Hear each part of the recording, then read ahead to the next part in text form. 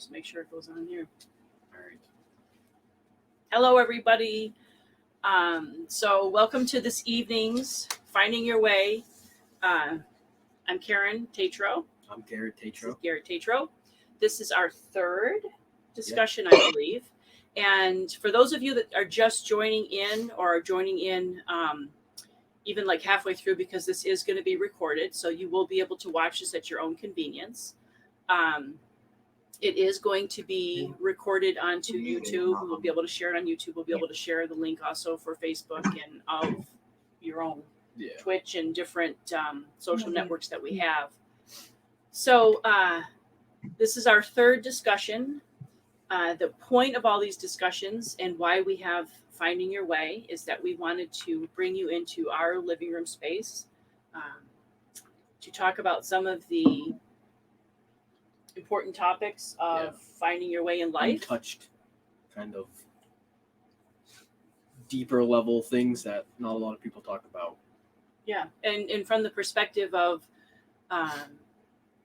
mother-son, youth, elder, just the different ages that are between the two of us, generations, viewpoint that Garrett brings into all these different topics, and my viewpoint that I bring in as well.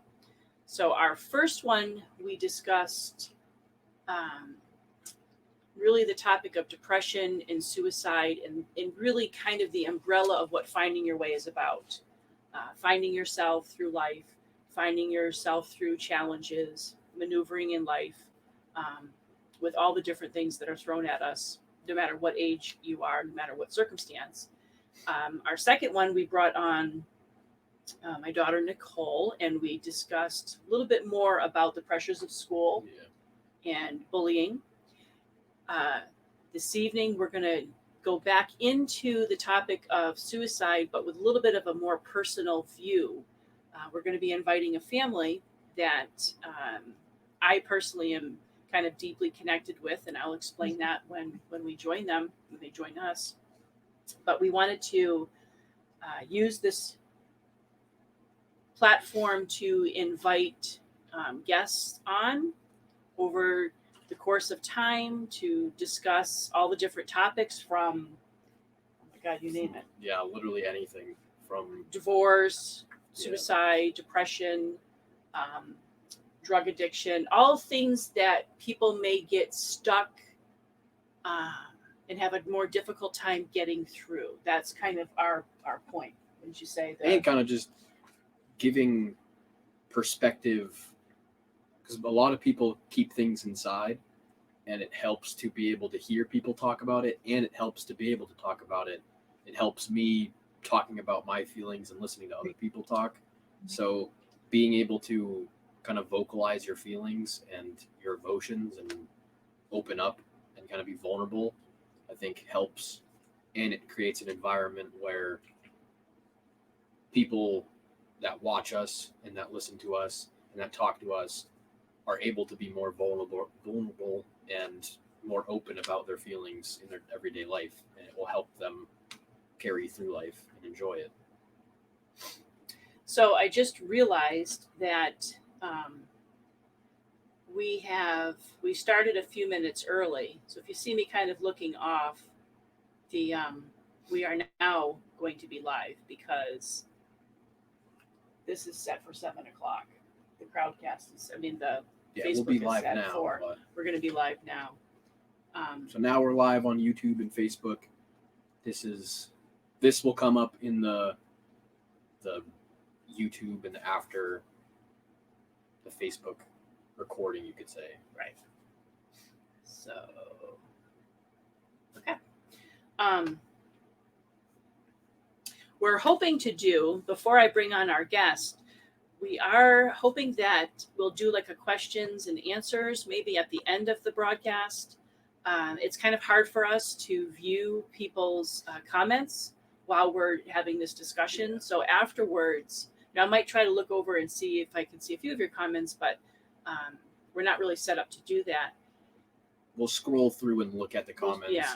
Make sure afterwards, if you have any questions or comments or anything, you guys anything you want to say, make sure at the end of it you reiterate yourself and you Right. comment what you want to say, because that's when we'll be looking, and we'll make sure to scroll through all of them, but we'll be apt to look at the last ones in that moment faster and answer those.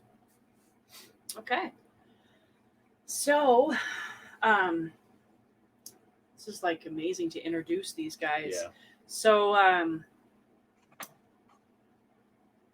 Kathy, Let's pull them up. Fowler, and You guys Keith can come Lehrman can join us. There they are. Here we go. We unmuted? Yep.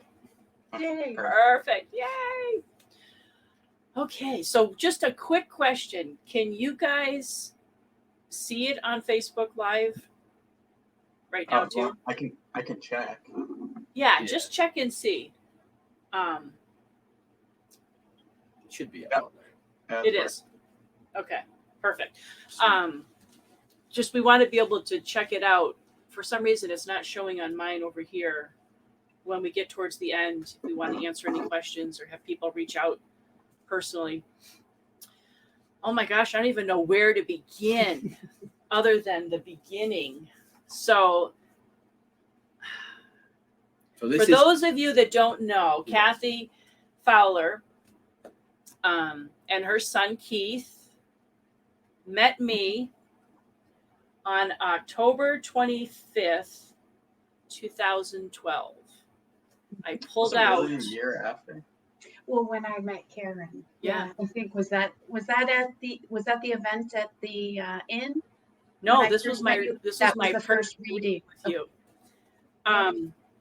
So to kind of bring people up to speed,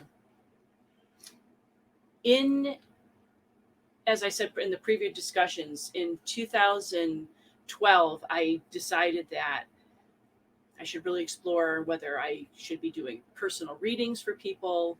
I was already doing investigations. Is it okay that I look at them? Because I feel weird looking up at this, like not actually looking at you guys. So if my eyes are going to go towards you guys, I was already doing investigations. I was doing ghost stuff and kind of embracing that whole thing, but I hadn't really thought about doing personal readings. And I had thrown out, okay, and this is really advice to anybody with anything. I say this to you all the time.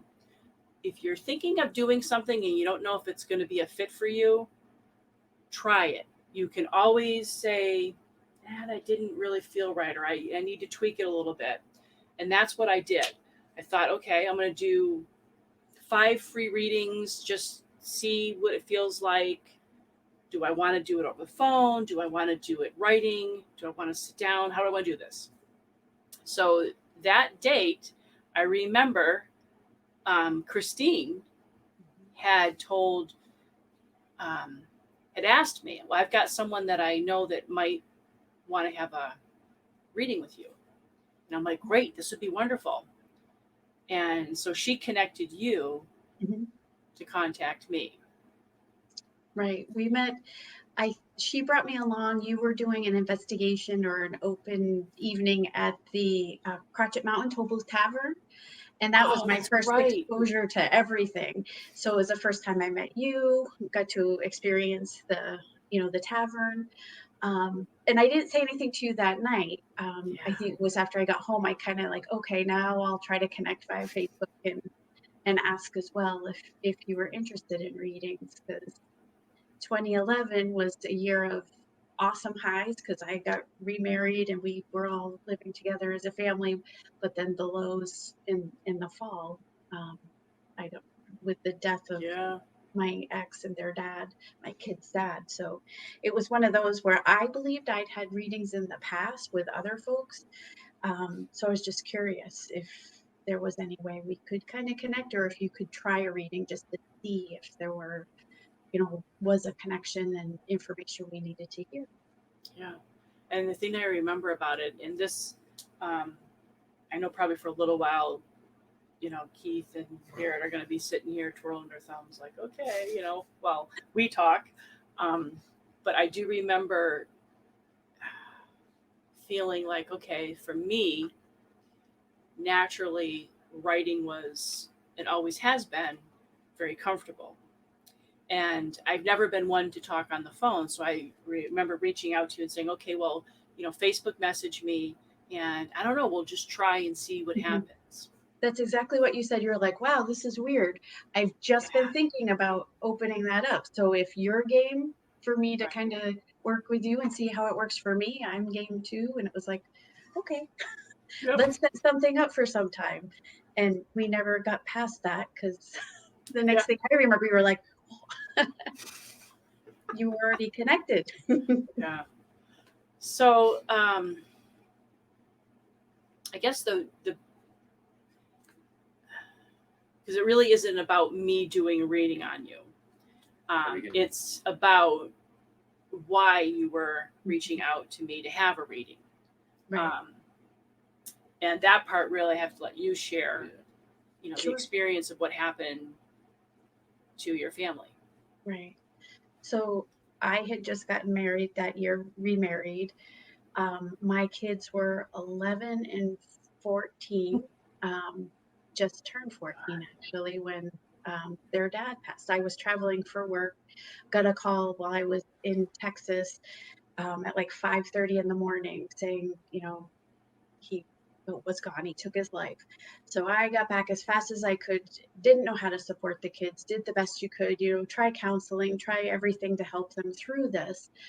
And reaching out to you was just another method of like, gosh, maybe there's something spiritually that can help us all too. Because my initial reaction was anger and just focused on how to help them through it. I remember when I did reach out to you, that happened in September. Unfortunately, it was like 2 days after my daughter's 14th birthday. So eighth grade girl trying to get through life anyways. And then to have that happen it's hard.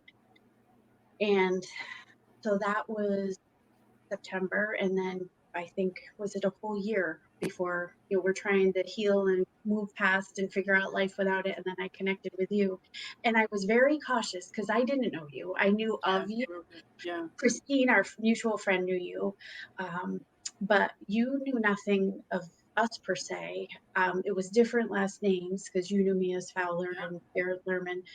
And I wanted to make sure it was authentic. No offense to you, but it was just one of those like, I'm not going to share too much and let's just see how it goes. And so for folks, especially like when this all comes out, what do I tell my kids? Once the messages came through, I needed to be sure, because what kind of a mom tells an 11 and 14-year-old, oh, hey, I talked to your dad today. Yeah. So I was like, gosh, I don't want to, they're going to take them away. But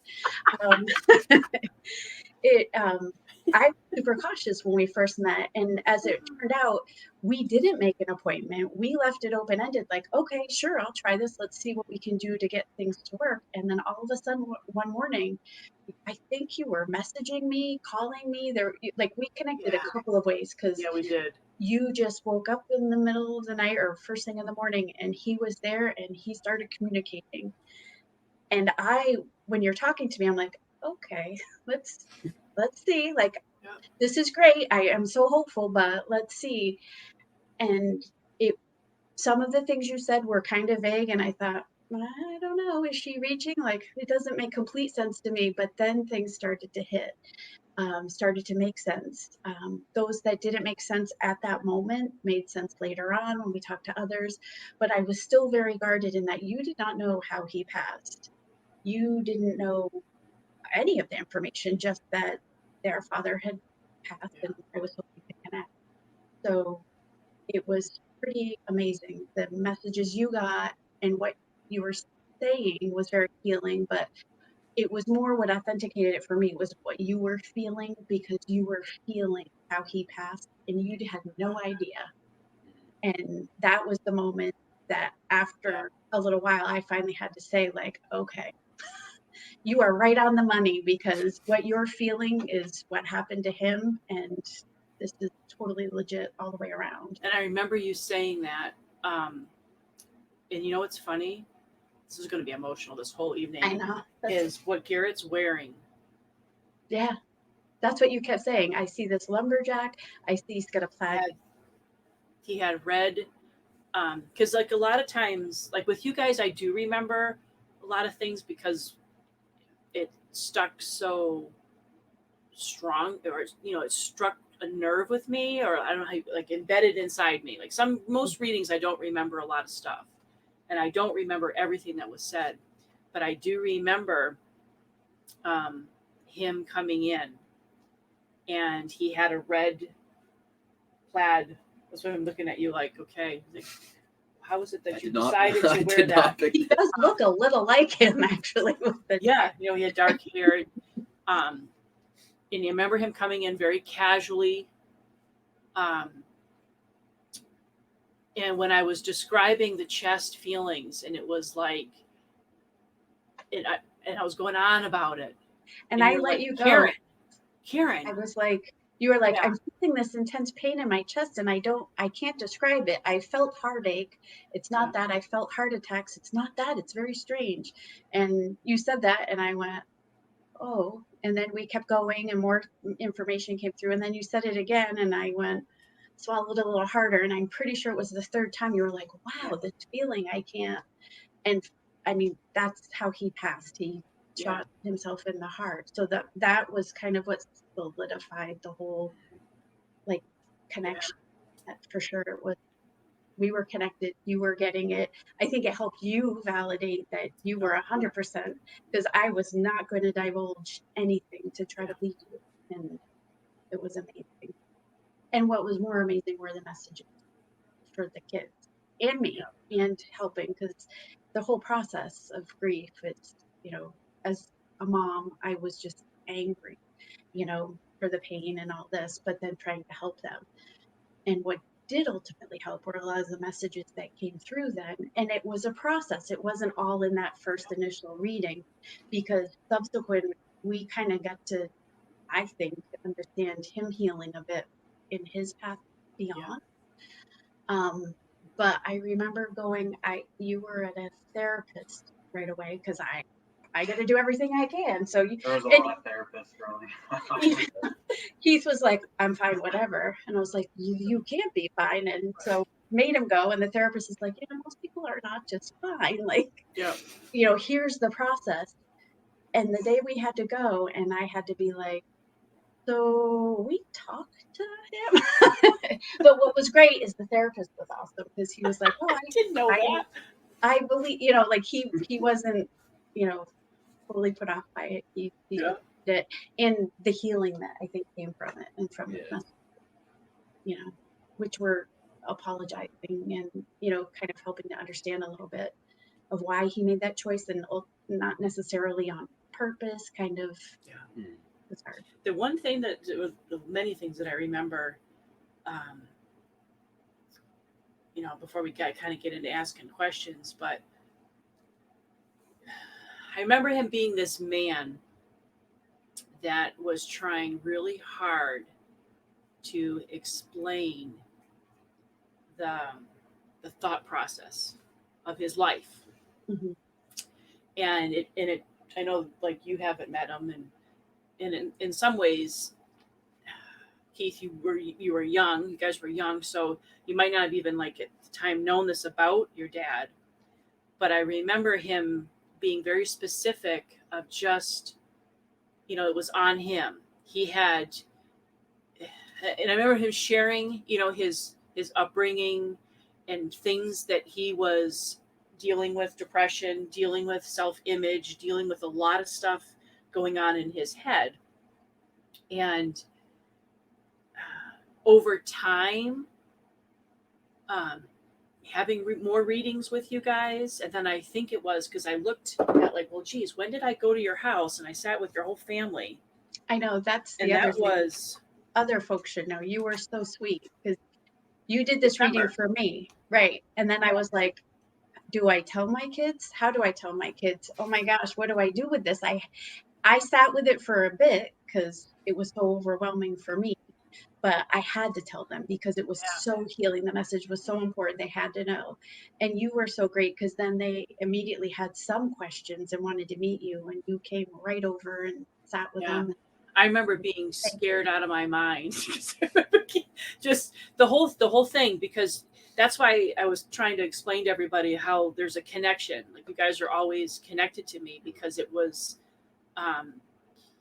me trying to understand me Right. through your tragedy, your family and what was happening, and thinking, okay, he was like really there, and he was willing to talk, and he wanted to talk. And I remember him talking about specific things for you, Kathy. I remember him talking about specific things for Jen, and things for Keith, and other family members, and it was like, okay, you were so receptive to me being honest that I don't even really know what I'm doing. I'm just going to kind of go with Wing it. I'm just winging it. I mean, I'm really kind of winging it, but also feeling, I knew when I met you that day, yeah, I'm supposed to be doing this. I remember it was like, just clear, okay, I'm supposed to be doing this. The thing that I kind of really wanted to ask is,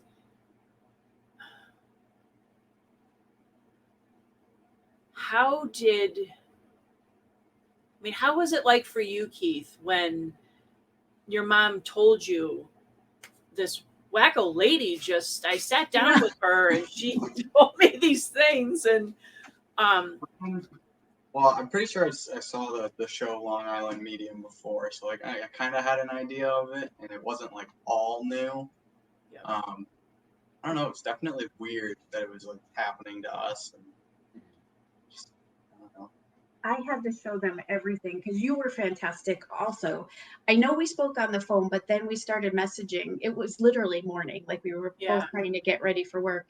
But you typed a lot of stuff too, so we had notes that way. And even after, you sent additional notes to make sure we didn't forget anything, which I still have, thankfully.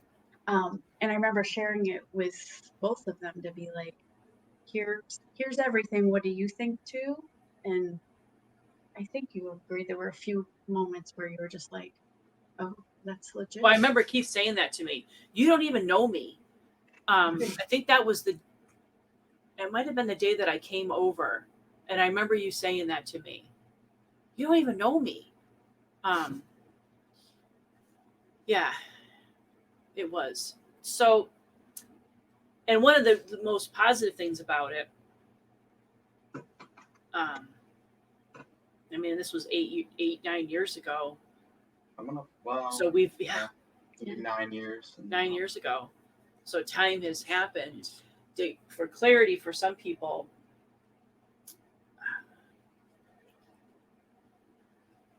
not that I saw you guys in readings all the time, but over time, your father's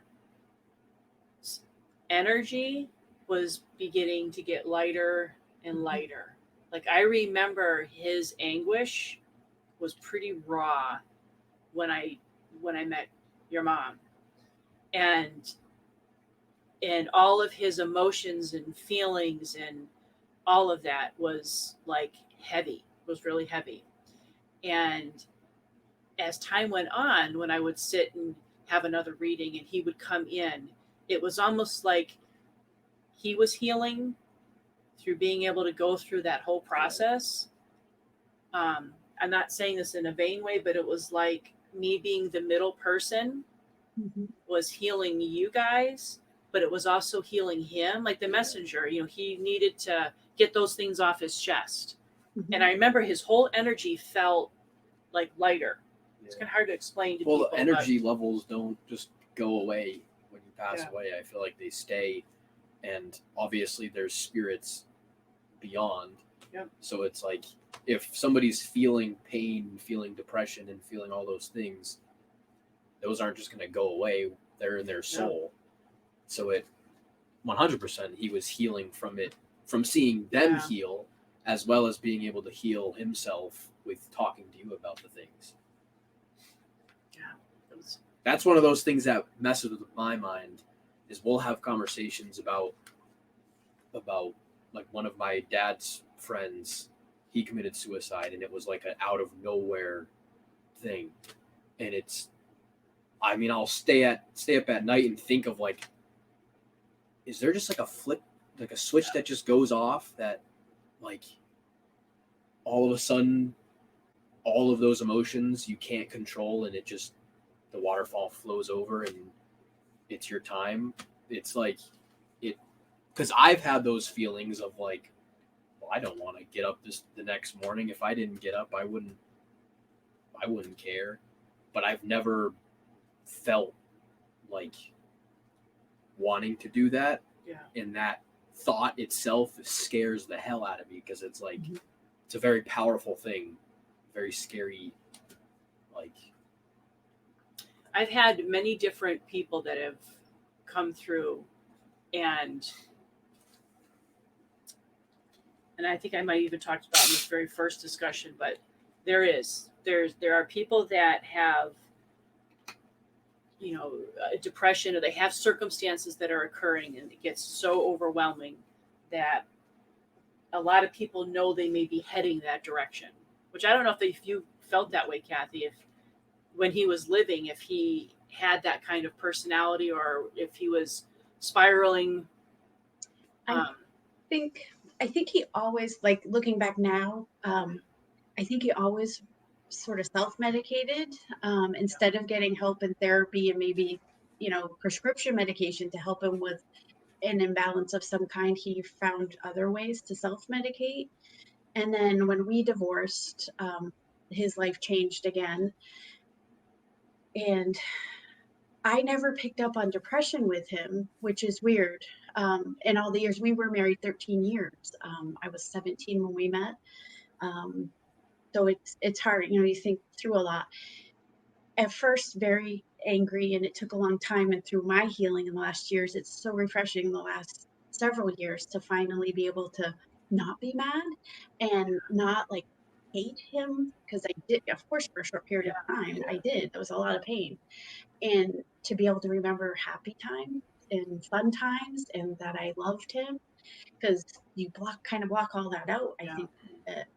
And really trying to think back, like, what did I miss? Like, what did I, and I think that it was just, the self-medication. Maybe I should have pushed harder to say, well, maybe it's something more than that. I don't know. But not outwardly depressed, not anything.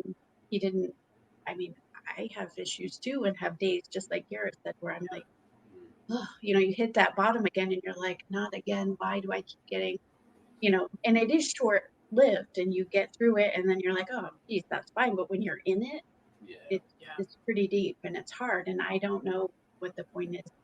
I used to think, certainly at the beginning, you think, oh, why could they do that? Why couldn't they be stronger? But then I think about it, I'm like, that's the opposite of truth, because to feel that way and actually take that step is extremely, I don't want to say brave, because I don't want to, make it heroic, but it's a lot. Well, it is. Yeah. I mean, it's it's something that you. It takes to a lot be able to do that. It takes a lot of emotional, it's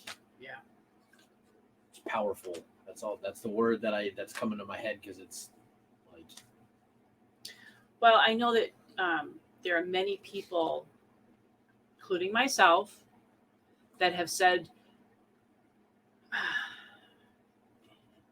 is that person a coward? They take in the easy way out. A lot of people would say that. And there may be some circumstances that might be the case, but that's not that's not a really good portrayal of somebody getting to that point and taking their life, for everybody. That's not always the case. I do think that there are people that have that moment that is like a switch, that they've just had enough. And it isn't something that they've thought about, isn't something they planned, isn't like a premeditative, okay, on this particular day. And I honestly don't think anybody can control that. because it's something that comes from you. So there would be nothing. And I know that that's one of those things that probably a lot of people want to hear.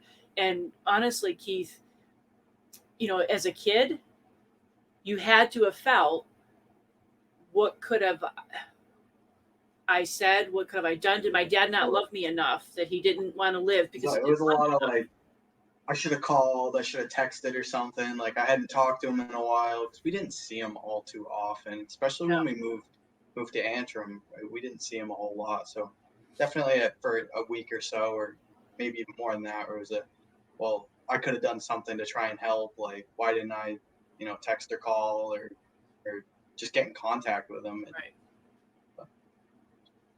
Yeah, I think what's worse is Jen, my daughter, it had just been her birthday, and she tried so many times to try to help him, to try to save him. More, I learned after the fact as well, but she tried to help him, and then to have this happen, like she still has a voice message on her birthday of him calling, hey, what do you want for your birthday? And her answer was, I just want to spend time with you. And then he was gone. And that's the part where, I was just livid. Like I took a long time, and it can still, but that's hard to work through when you're saying goodbye to someone, and and I think it's one of those things too that no one knows what that person is going through unless they share it. Unless they share. I don't think he was the type of person to really, be vocal about how he felt. And maybe that reflects into me because I'm not a very emotional person, I guess. I get told all the time, especially from my girlfriend. You don't ever show emotion. So maybe he's that way too. He just didn't really show and want to talk about it. I'm the same way. I'm open about what I'm feeling in the moment. Like with them, they'll be like, "Are you okay? Is everything going good?" And I'll be like, I'm feeling a little bit like wavy right now or whatever, but I never really talk about it openly as much. This is kind of my way of bringing that out of myself and being able to talk to other people about it and not just my family or whoever. Yeah, it was kind of the point of it, because there's a lot of people, whether they're watching it live right now or will be watching this, in the recorded video, that are dealing with the same thing.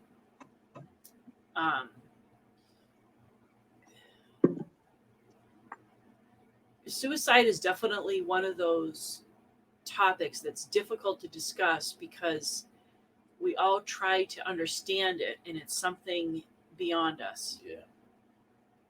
It really is. And I don't think it makes that person less of a human being because that's what they chose as their way out. I think it makes them more of a human because it's more real. Every person struggles with stuff, and sometimes we can't handle it. Sometimes there's things over us that you just, like you said before, some people, some things, it's just in their, as I say, their timeline of like, all right, there you go. There's your time. It could be with anything. It could be with a car crash. It could be with Kobe Bryant, a helicopter crash. A healthy guy, and all of a sudden, boom, gone. And I've done some other reading and investigation with suicide, and Eric Mendes. I don't know if you've ever heard of him. He took his life and then came back through a medium and kind of wrote a book. And now his mother's kind of taking it to a new level. But his book really got to me. It's pretty amazing what they did. And he talks through a little bit about the decision he made, why he made it, what happened, and what happened to him after I mean, everyone, again, our experience happened 1000%. I believe it 100%. And I don't want to push on anyone else anything, but he spoke about like there's contracts and life contracts that we make in advance that when we're in the human form, we may not be conscious of, but Yeah. it's agreed upon before our soul gets here. I don't know, but all of that kind of helped in the healing for me to understand other perspectives of suicide and why and how and what happened after. And I don't know, it's all healing for me. It took time too. I mean, it's almost been 10 years, 9 years. 10 years. Yeah. So how did you guys deal with your family? Were all of you kind of on the same page at the same time in the healing, or was it like, for an example would be, how was it Kathy having Keith having his emotions or not showing his emotions or whatever it was that he was going with, and then Jen having maybe totally different ones? Like, how did you as a family talk to each other? I'm sure they might have been like, well, I don't want to talk to you about it. Why is she getting the attention? I'm not getting the attention, or what, you know what I mean? No, it was pretty scary at times because one, it was scary that Keith was like, whatever. Literally, he was like, whatever. It wasn't my fault. He was like, whatever, it wasn't my fault. And he's right, it wasn't his fault. Right. But he shouldn't have realized that quickly at 11, that I just told you extremely devastating news and your reaction was to shrug your shoulders I and think say, I said it was like, oh, I kind of knew that was going to happen or something. I don't know. A bit of a spiral where Jen had also, I think, seen it coming and tried. It's sad because he had kind of gone down a spiral, Yep. and as much as they tried to stay in touch and help, I think they did see in a way it coming, but that doesn't help it when it happens. It doesn't help you feel like, oh my gosh, I didn't do enough to stop it. Makes it worse that I did see it coming and I didn't stop it. Keith was scary because of his lack of emotions, because it was like, you should be feeling I know. something here. Yeah. And then I had Jen, who was more, upset with like, this is my fault. I should have done more. I tried, like it was, and I was angry. And it was so hard to not, I mean, it's their dad, but at that moment I was very upset for the pain caused. So it was balancing all of us. It was different. It was challenging. We all had to kind of go through our own process. And I was always, as Keith alluded to, forced them into like therapy, trying to do what it seemed like was good. So when we did divorce, I made them talk to folks, and luckily we had some support in place. So when this happened, we kind of reconnected with people that had a little bit of the background and could kind of help facilitate the process, and understanding that for me the biggest thing was understanding that it's the weight, like grief process. I don't know if you remember, but your therapist said no matter what, there's no documented case of somebody that didn't grieve a death, and it's gonna hit you sometime. And I'm scared because it hasn't hit you. No, I spent I don't know if it was the night of, or if it was like the next day where cried for a while, I think. All right. So he has to keep it to himself. Well, although Keith, do you have moments that the time of your life, like, do you talk out loud to him, or do you have moments of where you have, Jesus Christ, Dad, I'm kind of like, wish you would have been here right now for this or whatever. Sometimes, thinking about hiking and stuff. I know it's an outrageous thought, and I don't think it'll ever happen. But I was like, it'd be cool to hike Mount Everest at some point. And I was like, I know my dad was wicked into hiking, and I was like, man, that'd been cool to go hike Mount Washington with my dad, or go to where's that big mountain in Alaska or something? That's like a really high mountain also, and do these things. But I don't know. Other than that, I don't want to say I don't think about him, but I definitely, life moves on, and I get busy about other things that I do every once in a while think about him. But not so often, I guess. You know what's funny, because I've said this. You and Keith are 2 years, One Art? year, I think. 1 year. 1 year? Yeah. Are very similar in, and I've always said this from the time I've met you guys, where there's a maturity level in how you handle emotion, and also an immaturity level of how you handle emotion. I'm just being honest. Yeah, whack.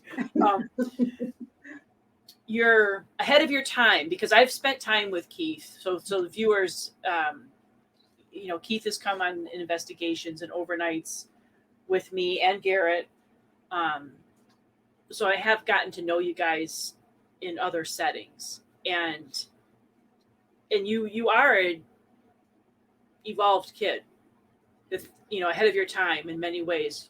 Your philosophical thinking, how you're in some ways probably very in tune with your own thoughts and your own feelings. Garrett very much is the same way too. But you don't necessarily show it outwardly. But who's to say that that's not as much healing as it is for, say, Jen, or someone who's more outwardly trying to process? Yeah, well, look It's at still the same healing. all the same thing that happened to them. 3 different people in Yeah. your guys' family that all grieved differently and all had completely different processes of processing what happened. It's all, there's no, as we say, there's no textbook There's no handbook. on life. There's no handbook. You follow your own road, and that's where you go. That's where it takes you. I remember in high school, because Keith and I, before high school, never really knew each other.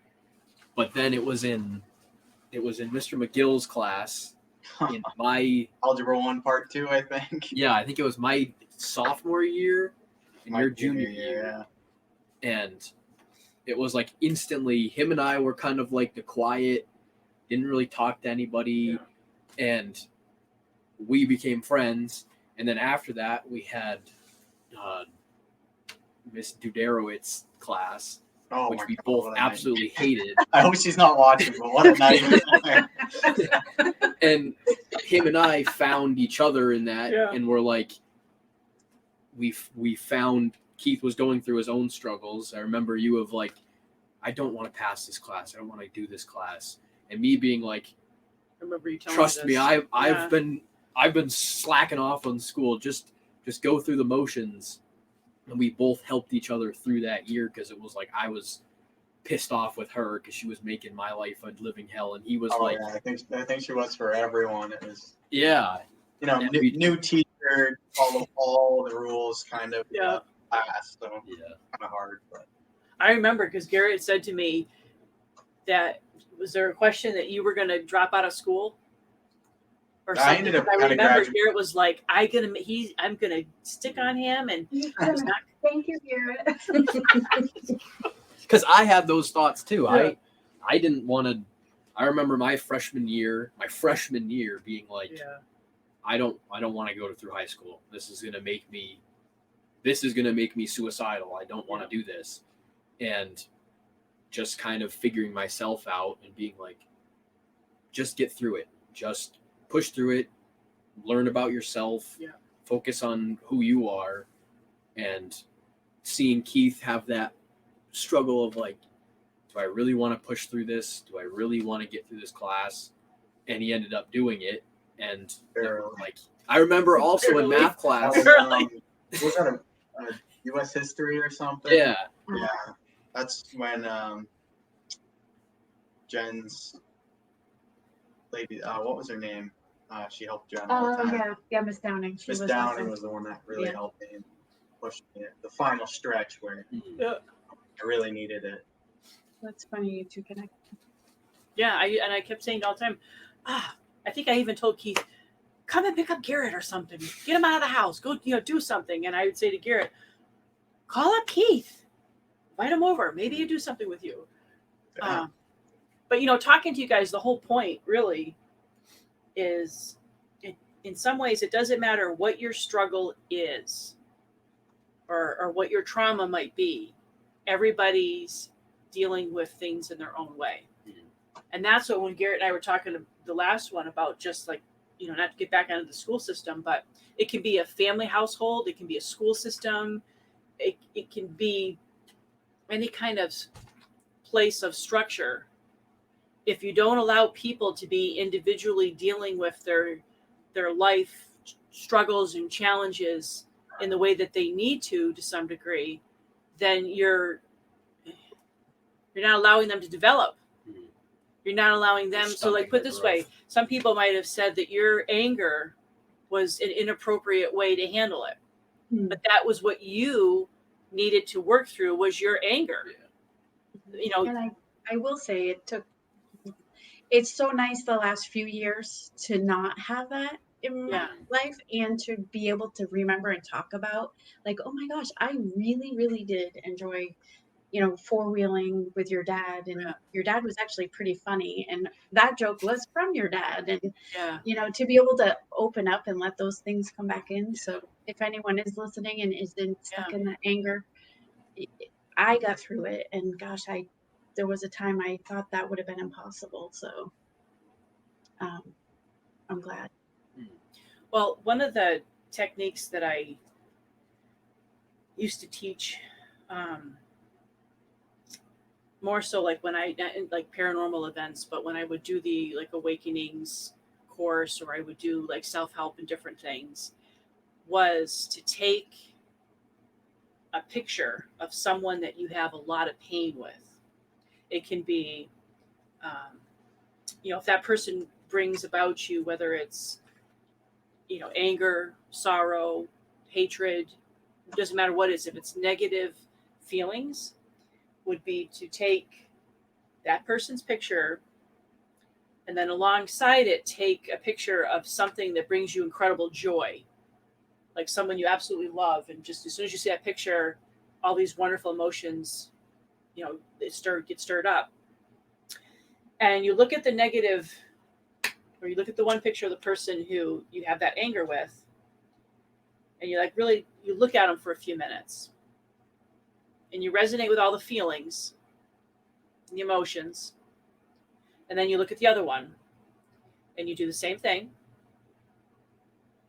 And then you begin to switch back and forth. Then you look at the person again, and then you start to look at their hair, their eyes, their nose, shape of their face. You're looking beyond the emotion. You're seeing that person as a person, as a human being.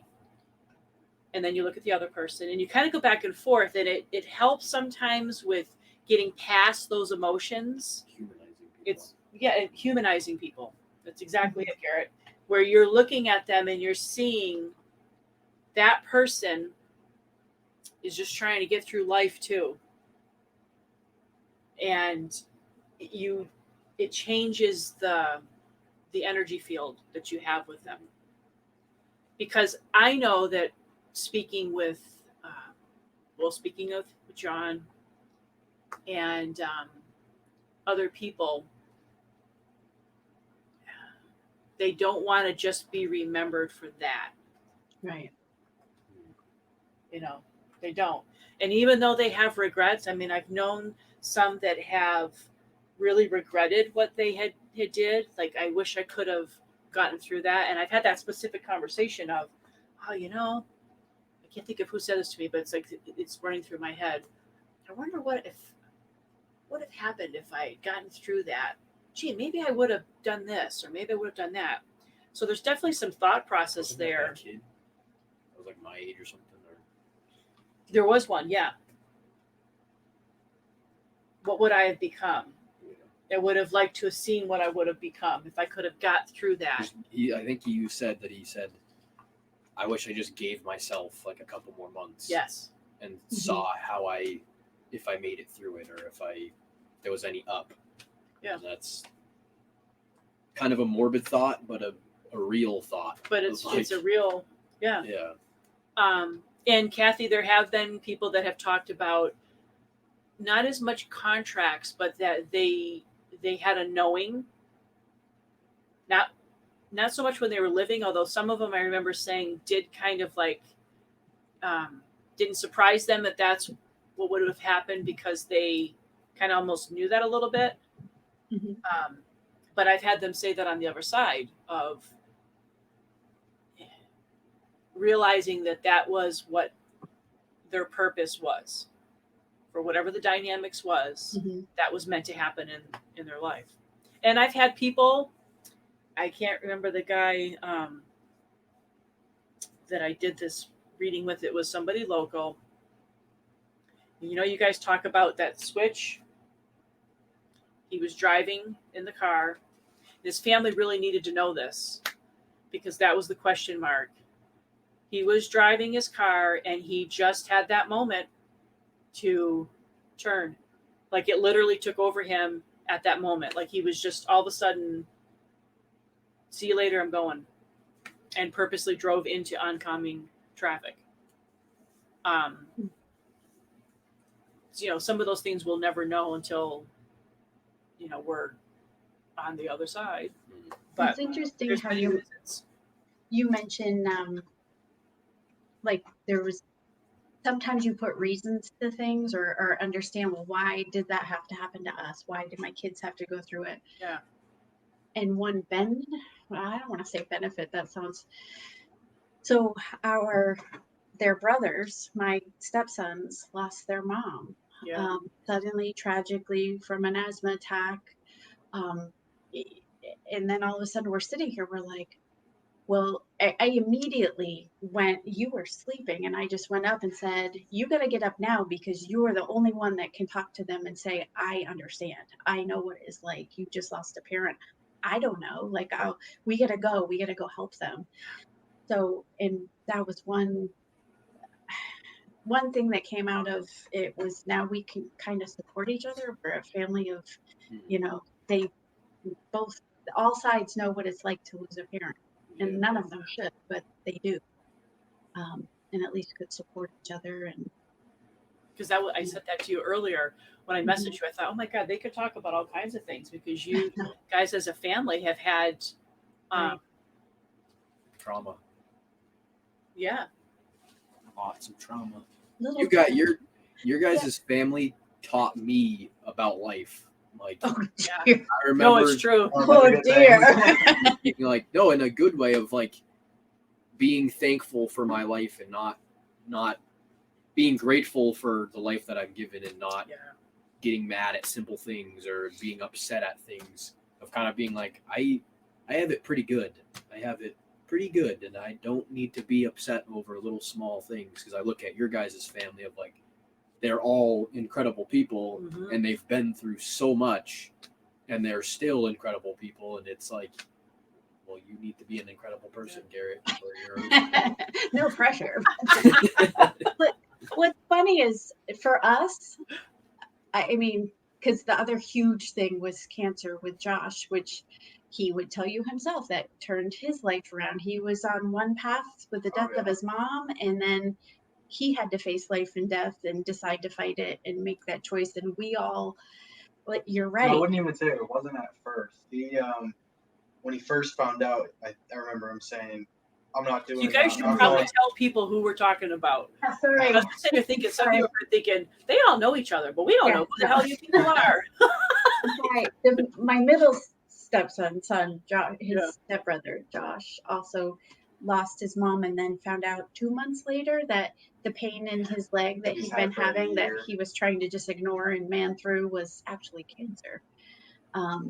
So we have been through, that was equally as hard as the death and losing their father, was trying to help him through it and still maintain everybody else in the household and, keep everybody happy and together. And, but it's funny when I look back at us, at our family, we'll laugh sometimes.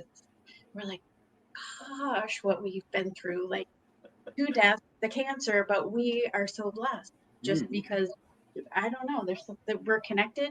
Like all 5 of us we're family, and even though not all necessarily blood, etc., like it all just made us stronger. So it doesn't feel as bad as it sounds if we just sit down and say, well, let me tell you. It sounds way worse than it feels. Let me tell you. Yeah. Okay, this year. Okay, Yes. then this year. Yes. Because for a while it was like, oh my God, we talked about you guys often of how much more can they take? Just different. Don't ask that. Yeah. How about no more? We're good, but no. Yeah, it made us stronger, though. I do believe that it made us all stronger. Yeah. So, no. Yeah, going off that, I think Yeah. we talk about it. I think I remember a long time ago I had a quote where I was like, I don't truly think that family is defined by blood. Yeah. We say soul connections, like our family's the same way, where we all feel a soul connection, where it's like we were put on this earth to be a family, and I have soul connections with friends, and it's like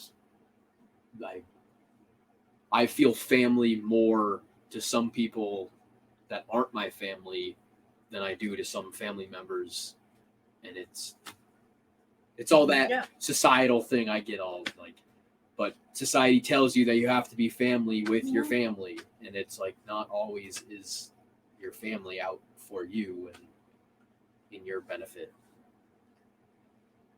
Well, it's true. That goes into the whole topic of, not forcing belief systems on people, not forcing many of those, conditioning,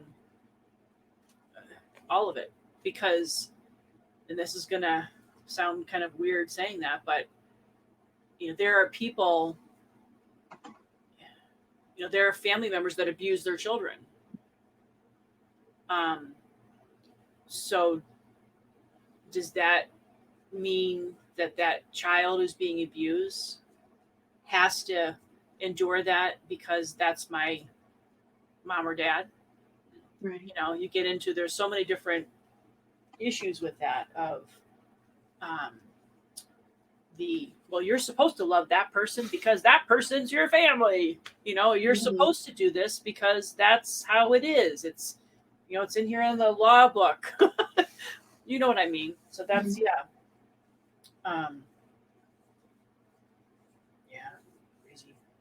Yeah, we could do it.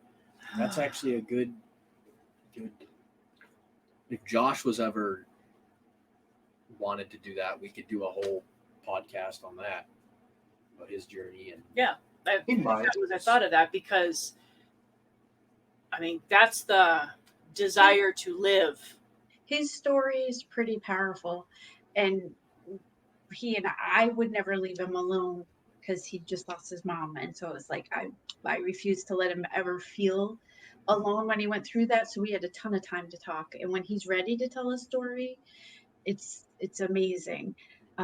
We even used to joke that the name of his book, I'm like, you should write a book, Josh. Someday you'll write a book, and the name of his book was I don't know if it was Don't Be a Pussy, because it took because he was afraid at first, and that's what it took, was somebody else to be like, come, you can do this, don't be afraid. And he pushed through and through it all. So hopefully, I don't know if he's there now, maybe to sit down and talk about it, but because he's amazing too with what he's been through. And because I remember what Keith was saying.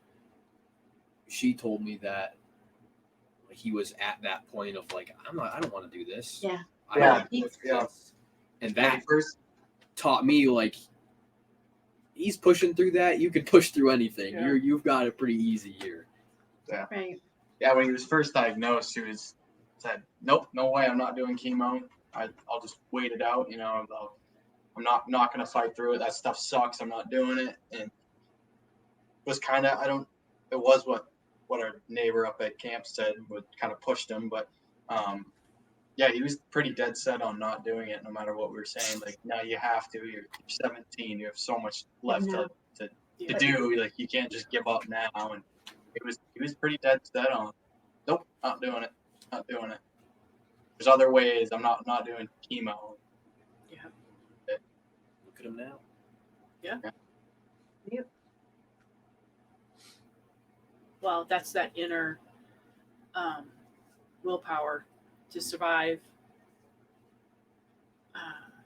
Yeah, that would be a good. So he was 17. Yeah. When his mom passed in Yeah. his arm. And then 2 months later, he got the diagnosis that he had bone cancer. Yeah. Yeah, that's a lot. And a lot as a family, just to support him through and watch him go through it and understand how he feels. But all of us, I think, were like, oh, you're fighting it. Like, Yeah. Oh, yeah, and then it was like, but yeah, he had to get there. Thankfully, he did. And then you throw in how this was for Jeff. Right. Because Well, so like with you guys, I mean, I'm just sitting here thinking of how was it for him to go Right. through with Keith and Jen and what you guys were going through, and him Mhm. being the outsider, Mhm. your new husband. Right. And then he lost his ex-wife, the boy's mother, tragically, and so that his heart for his boys, feeling for them what they lost. And then Josh has cancer, but I feel like an infomercial. But wait, there's more. Because when Dan, Jeff's oldest son Dan, was a baby, 9 months old, he had leukemia. He had childhood leukemia and spent 9 months at a hospital. And so the odds of two boys from the same family having two childhood leukemias, greater possibility of winning the lottery.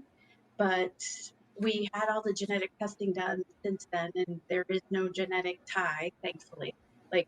But the odds were almost insurmountable that it could happen, but it Wow. did. So here Jeff is facing like, I already almost lost Dan and he survived, and now Josh, like what the heck? So we keep an extra eye on Seth, but no. Yeah. Just imagine him. Bubble wrap, no. Feel good? Are you feeling okay? Oh, Yeah. Just a What do you cold. think your shin hurts? Oh my God. But yeah, that's like I said, I don't know. Our story, it does You sound guys should write a book. Like guys each all of you, could write a each of book. you write a chapter our in own, this yeah, book, because you perspective. have the view of all of you guys dealing with it as a family, but then Mhm. also in the individual things that everybody's going through. That's true. But I think Really. I feel lucky, though. I do. I feel Yeah. lucky. I feel lucky that we have what we have and we have each other, and like we all love each other. Like, and that's hard to do when you're blending families, especially like teenagers coming together. I just feel blessed, like, oh, thank God we all have each other to get through all this stuff, and hopefully that we've gotten through it, and now it will just be smooth sailing. But it's kind of, maybe it's comforting to know that maybe it's not smooth sailing in anybody's life, which is most likely the case. And we have the benefit of knowing we have each other to get through it, and we've gotten through other stuff, so bring it. Yeah. Kidding. Just kidding. Well, I think too, now that you guys have gotten somewhat over the other side of having humor and having joy and being able to probably, like you said, talk about your father when you're on hiking, and and Josh and the other kids talking about their mom, and everybody being able to do that is healing in itself, as because that's what they would want. Right. So many times that's one of the things it's hard to explain this to people, where we lose loved ones and we mourn them, but they don't want to be mourned. They want everyone to be happy and move on. And I know that kind of sounds strange, because especially when it comes from something that their death caused pain, to their family, but but I want you to be happy. But I caused you pain, but I want you to be happy. I know it sounds like a crazy thing, but in many ways, when they're on the other side, they're really in their spirit form. So in some ways they've returned home. They've worked through the human conditions that they had and the issues that they had when they were living, and they've worked through that. And that's their advice: be happy. I'm watching you. I'm here. And I know that both kids have a lot of his personality. Mm-hmm. Yeah. Which must be kind of neat to see him and them. No. This is scary. Sometimes oh my God, it's your dad used frightening. to say that all the time. Yeah. The mannerisms and stuff. I'm like, now Yeah. that he's the same age when, we were married at this age. It's Yeah. like, Isn't that crazy? it is. Yep.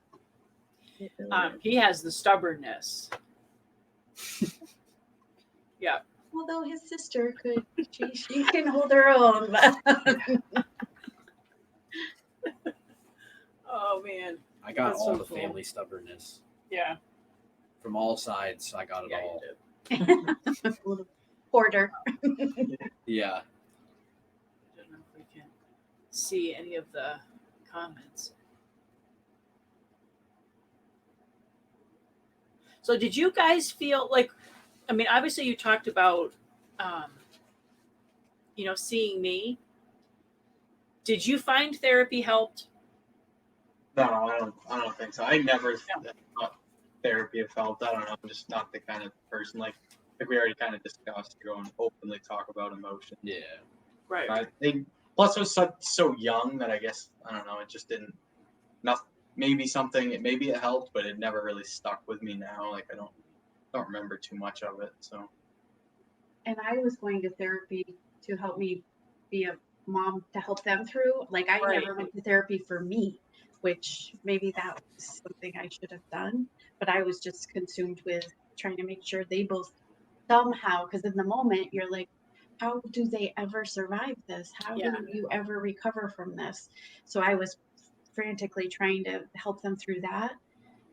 You do, they both did. And it's not always easy. And some days it's worse for others, Jen struggles, I think, more so. Yeah, That's because you don't feel emotions, but but for the most part, if anybody ever watches and is in that beginning phase, it does get better. It's survivable, and you find peace and understanding. It will still come back at times where I'm not saying anger's gone. Yeah. But for me, I don't know. I think with the kids, it's just everybody's time chart's different. It's hard too to see, like it's making me teary, Kathy, because I can put myself in your shoes in the sense of, it is harder, like with these guys, where you can't get in your head. It's sometimes when you have the child that expresses the feelings and talks about the feelings, so you're getting all the information and then you can kind of help. But when you don't know the information, and I don't just different things, but like when Garrett was going through his own stuff, are they okay? Right. You got to tell me you're okay, because I can't see that you're okay. When of course you're terrified that it then makes it okay for them, because I also I've been in the bottom, and it's still, I find myself there on occasion, not nearly as much, but I many times in my life have thought, I don't want to do this anymore. But then I think, oh my gosh, what if one of the two of them is feeling those feelings that I felt, and then thinks, well, he did, so I could too. That was terrifying. Right. Yeah. To live in a way. But That's another question I'm sure people would want to ask. If like Keith, do you guys ever wonder that? Like, is that something genetic in my DNA that I'm more prone I mean, like depression or like Yeah, suicide? just depression and I would say sometimes maybe I feel that way, but not that often. Where it's completely different again, and I think she feels that way more often. We always, not that it's like a joking matter, but say that Jen got the crazies and I got the relax, go with the flow kind of, and then I lucked out. You are so lucked out that she's not here right Yeah, now I to know. punch oh you. yeah, she'd be punching you. She would admit it. Yeah. I think one thing too with Jen, I'm sure she's gonna watch this, or if she's not watching it now, she is a sweetheart. Mhm. And the one thing I know about her is she feels. Very much. And I think that's why she was a little afraid to Yeah. sign up to do this, because she's like, Yeah. I don't know what would come out Yeah. of me Yeah. when I'm trying to talk to people right now. I'm just not quite ready. Which might be the same with Josh. Like someday I pray he will Yeah. talk about his whole story. I don't know if he's ready right now or not. Yeah. Well, the only thing that I would say about that is even if you talk to the tree Mhm. or you talk to the woods or you talk to the sky or the air or your, whoever you feel is walking with you, it's talking. I feel getting things, and I've said that to Garrett too before, of you have to get things out of you, whether it's anger, sadness, whatever emotions they are. It's good to get them out of you somewhere, and I would say that because if it stays inside, then you're not. It's not going to go anywhere. Yeah, Yeah. you can only Exactly. hold so much before you Yeah. burst. Exactly. I think that's one of the big issues with people who do end up taking their life is they're holding so much in. Whether it's in their heart or it's in their mind.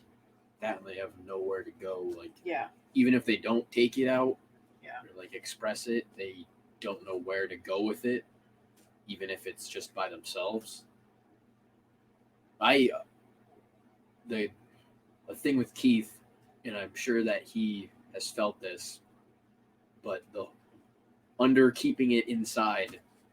I remember when I was going through my things, she did the same thing of, well, we got to go see a therapist. We got to go to the doctors to see what's going on in your head. We got to go Hey, here. we're just trying to help.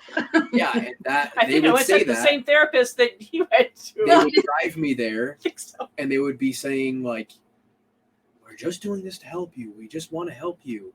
And I had it in my head of like, "Oh my God, they're wasting my time. They're like blah blah blah blah." And I had all these excuses. And then afterwards, when I had like a breakdown, and I finally realized that was their way of trying to help. That was their textbook of, well, what are we going to do? We care about him so much. We love him so much that we're going to do whatever we can to help him. And at that moment, I wasn't paying attention to that. But now I look at that. I don't as much get annoyed with them when they're trying to help me, because it's something like what they do to help me doesn't always help me. I realize now of like, that's them trying to help. That's them sitting there and being there watching me, and at least having somebody there that heals me and makes me know, all right, you're okay. You got a support system. They care about you. But it's finding the help, finding people that care and love you. And then that helps a lot. Yeah. It's definitely an experience. I can't even imagine being a parent, and like that feeling of like, are you okay? Are you like, what's I don't know what you're feeling. I don't know how you're feeling. And having that like motherly bond to your kid and not being able to express and see what your kid's going through, that's like, Sometimes I think too, I put too much of like myself and my own like what I felt at that age and assume they feel therefore are going to be in the same boat or Oh, I same know. feelings. Like I have to help them. Like, Yeah. I didn't want them to feel the things I felt. It was their own journey too. So I'm sure I made some mistakes along the way, but as Garrett says, it's all out of the motives were always right. Yeah. There's no handbook. I believe you already said Yeah. that. There's no handbook Yeah. for life or parenting or Yeah.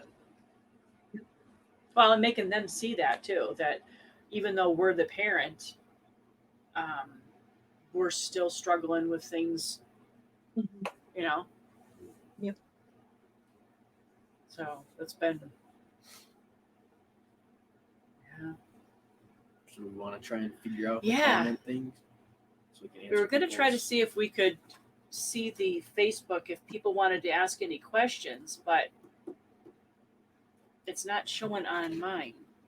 Are you able to just look through Facebook at the comments? Not on her laptop. I can try it on my phone too. I don't know if it's just on like the computer or something.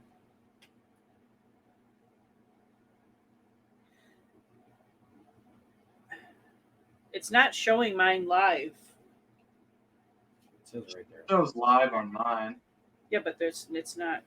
Oh, wait a minute. Here we go. You just have to- I only see one comment from Steve saying, "He's one tough dude." That's Josh. I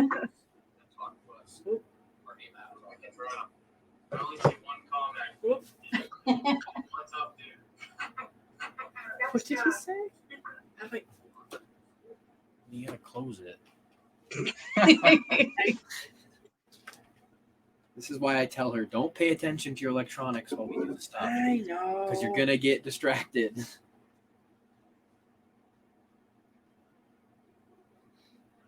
Did I turn it off? Yeah. Yeah, I can't see. Yeah, it's kind of weird because you can't really see.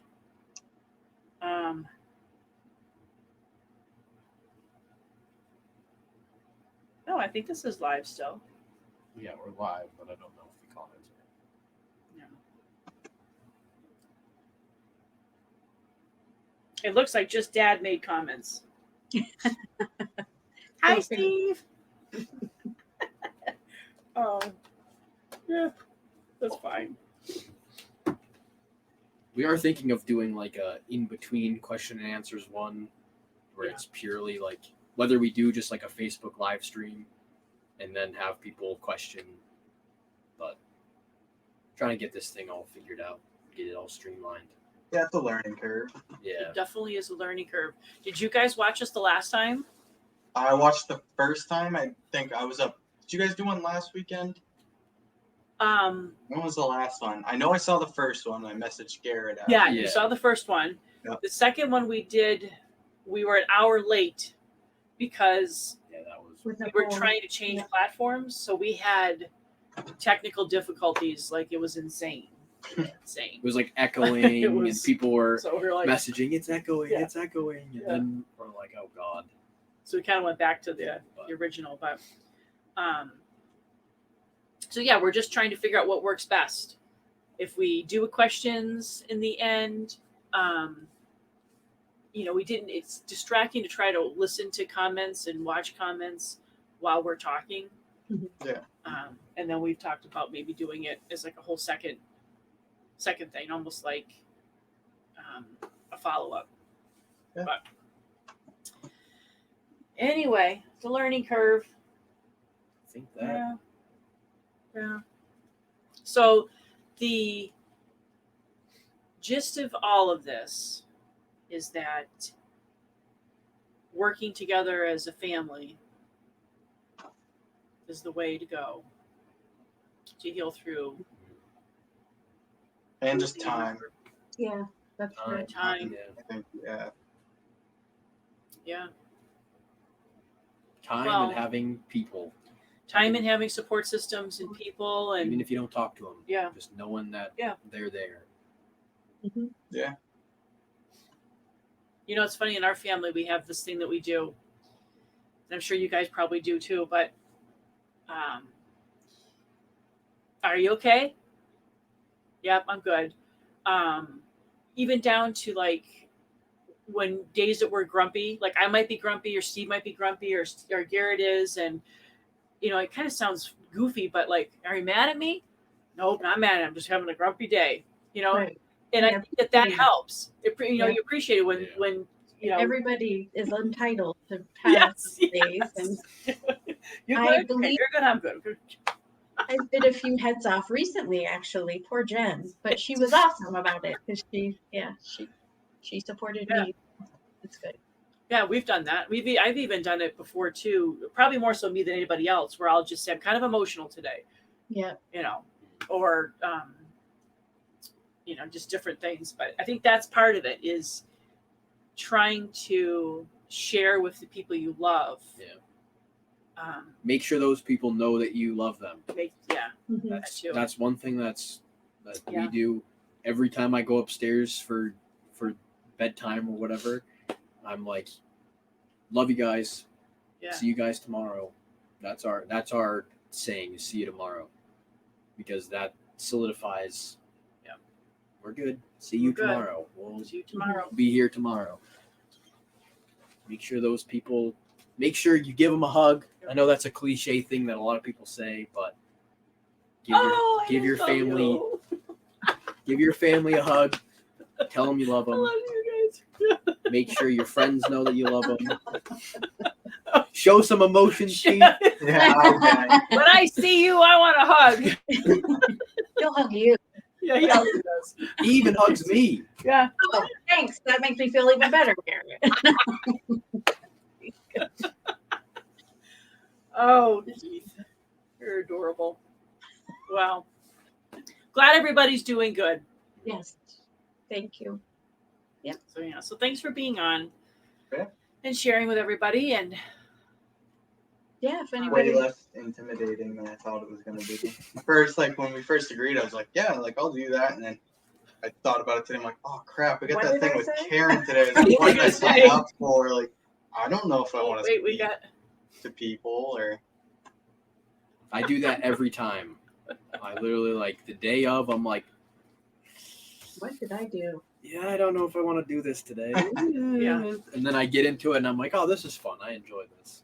Well, if it helps anybody, that's the biggest thing. Yeah. And the Lord knows we're not normal per se, but maybe we all are, and maybe it will help others, and maybe other people have different ways to Yeah. process things. But we got through. So Yeah. for the most part, and it's not. I don't think it'll ever be over. It's just we're better now, so you always assume it's going to keep getting better. Yeah. Pass it. So and also too, I mean, to honor, it's like with any kind of pain or trauma, to honor those moments in time that things might trigger, Mhm. Where, like what Keith said, you may be doing that hike sometime or doing something like that and find yourself in a position of having a connection with your dad at that moment and feeling all that and maybe feeling different things that you didn't feel up until that point. So I think that's something too. Just always keep that in mind that significant experiences in our life stay with us forever. They do. Right. And I think they do come out at different points in our life. And that's okay. Because I'm sure there are some people that might feel, well, I've already gotten through that. Why am I feeling all this again? I've already healed. I've already talked about it. Why all of a sudden am I, back at that place? Yeah. And it's like, that's okay. It's a wave, like they said. It's a wave. Yeah. The wave of healing. There's tides. Yeah. Yep. And you're gonna just go with the flow. You can't control it. That I remember that was something that came through. Like you don't get to control the waves, and some will be big, some will be small, and they'll hit you when they're gonna hit you, and just be prepared. It's that hope to hear when it did hit. You'd be like, all right, he said this is gonna happen and it's gonna subside, so I'm just gonna take a deep breath and hang on for a bit. And so far so good. Well, I love you guys. Thank you. Yeah. Love you guys You too. guys. We love See you you. tomorrow. Thanks for being here. See you tomorrow. All right. Take care. Bye. Bye. Bye. Are we ending it? What do I press? Or- Dude, what do I press?